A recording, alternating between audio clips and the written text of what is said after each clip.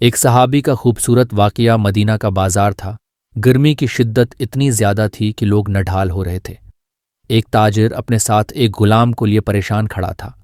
غلام جو ابھی بچہ ہی تھا وہ بھی دھوپ میں کھڑا پسینہ پسینہ ہو رہا تھا۔ تاجر کا سارا مال اچھے داموں بک گیا تھا، بس یہ غلام ہی باقی تھا جسے خریدنے میں کوئی بھی دلچسپی نہیں دکھا رہا تھا۔ تاجر سوچ رہا تھا کہ اس غلام کو خرید کر شاید اس نے گھاٹے کا سودا کیا ہے۔ اس نے تو سوچا تھا کہ اچھا منافع ملے گا، لیکن یہاں تو اصل لاگت ملنا بھی دشوار ہو رہا تھا۔ اس نے سوچ لیا تھا کہ اب اگر یہ غلام پوری قیمت پر بھی بکا تو وہ اسے فوراً بیچ دے گا۔ مدینہ کی ایک لڑکی کی اس غلام پر نظر پڑی تو اس نے تاجر سے پوچھا کہ یہ غلام ہے، کتنے کا بیچو گے؟ تاجر نے کہا کہ میں نے اتنے میں لیا ہے اور اتنے کا ہی دے دوں گا۔ اس لڑکی نے بچے پر ترس کھاتے ہوئے اسے خرید لی۔ تاجر نے بھی خدا کا شکر ادا کیا اور واپسی کی راہ لی۔ مکہ سے ابو حذیفہ مدینہ آئے تو انہیں بھی اس لڑکی کا قصہ معلوم ہوا۔ لڑکی کی رحم دلی سے متاثر ہو کر انہوں نے اس کے لیے نکاح کا پیغام بھیجا جو قبول کر لیا گیا۔ یوں واپسی پر وہ لڑکی جس کا نام ثبیتہ بنت یار تھا ان کی بیوی بن کر ان کے ہمراہ تھی، اور وہ غلام بھی مالکن کے ساتھ مکہ پہنچ گیا۔ ابو حذیفہ مکہ آ کر اپنے پرانے دوست عثمان ابن عفان سے ملے تو انہیں کچھ بدلا ہوا پایا اور ان کے رویے میں سرد مہری محسوس کی۔ انہوں نے اپنے دوست سے استفسار کیا کہ عثمان، یہ سرد ہے یا نہیں مہری کیوں؟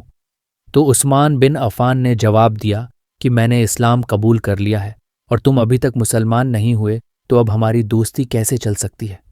ابو حذیفہ نے کہا تو پھر مجھے بھی محمد صلی اللہ علیہ وسلم کے پاس لے چلو اور اس اسلام میں داخل کر دو جسے تم قبول کر چکے ہو۔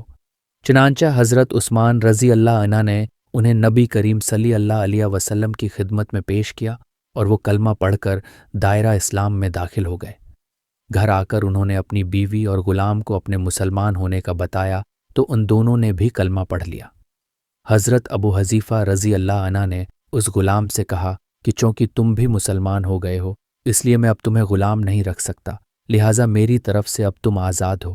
غلام نے کہا، آقا میرا اب اس دنیا میں آپ دونوں کے سوا کوئی نہیں ہے، آپ نے مجھے آزاد کر دیا تو میں کہاں جاؤں گا؟ حضرت ابو حذیفہ رضی اللہ عنہ نے اس غلام کو اپنا بیٹا بنا لیا اور اپنے پاس ہی رکھ لیا۔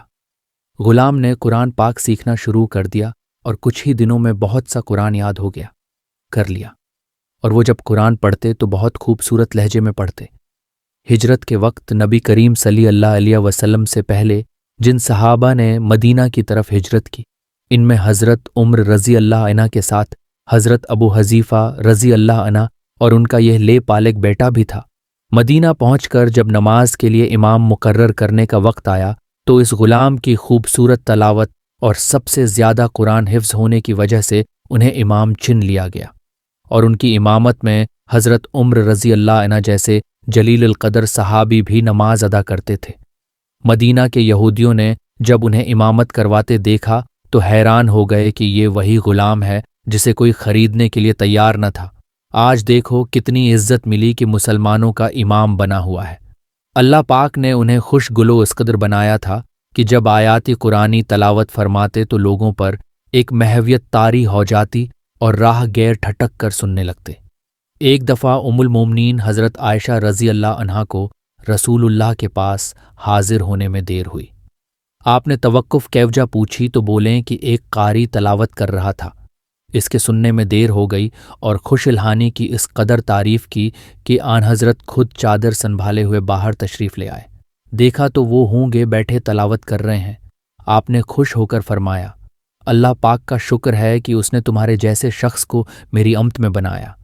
کیا آپ جانتے ہیں کہ یہ خوش قسمت ہے؟ صحابی کون تھے؟ ان کا نام حضرت سالم رضی اللہ عنہ تھا، جو سالم مولی ابو حذیفہ رضی اللہ عنہ کے نام سے مشہور تھے۔ انہوں نے جنگ موتا میں جام شہادت نوش کیا۔ اللہ کی کروڑ ہا رحمتیں ہوں ان پر۔